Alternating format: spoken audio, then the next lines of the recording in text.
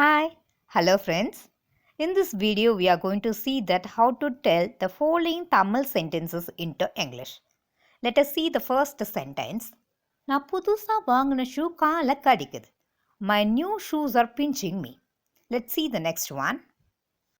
Sir இந்த பேக்கை கொஞ்சம் பார்த்துக்குங்க, நான் 5 நிமிஷத்தில் வந்துடுறேன். சார் please take care of my bag, I will be back within 5 minutes.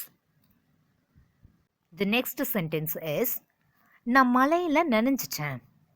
I got wet in the rain. நான் மழையில் ஃபுல்லாக நனைஞ்சிட்டேன். I got fully wet or else I got thoroughly wet in the rain. Let's see these words. கவலைப்படாத, don't worry. பயப்படாத, don't be afraid. கோவப்படாத, don't get angry. எனக்கு கோவமே வராது, ஆனால் கோவம் வந்துட்டா நான் என்ன பண்ணுவேன்னு எனக்கே தெரியாது. I normally don't get angry.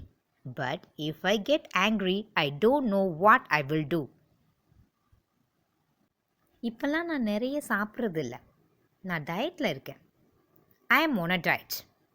I am on a diet. This is our most familiar dialogue only. தலைமுடி காடு மாதிரி வளர்ந்துருக்கு, முதல்ல போய் ஹேர் கட் பண்ணிட்டு வா. Go and have your haircut. Or else, go and get your haircut. And simply we can say that, cut your hair. நான் கரெக்டாக 8 மணிக்கு அங்கே இருப்பேன். I will be there at 8 o'clock sharply. Often we will tell like this. நான் உங்களை எங்கேயோ பார்த்துருக்கேன், ஆனால் எங்கே பார்த்தேன்னு ஞாபகத்துக்கு வர மாட்டேங்குது. I have seen you somewhere, but I don't remember where. Or else we can say that, I have been looking for you somewhere, but I don't know where. போன வாரம் நீங்கள் ஊரில் இல்லையா? Were you out of town last week? Or else, were you out of station last week? Here, the notable thing is, WHERE, where is used to arise the questions about locations, place and position. WERE, where is the past tense of be form verb be. Okay?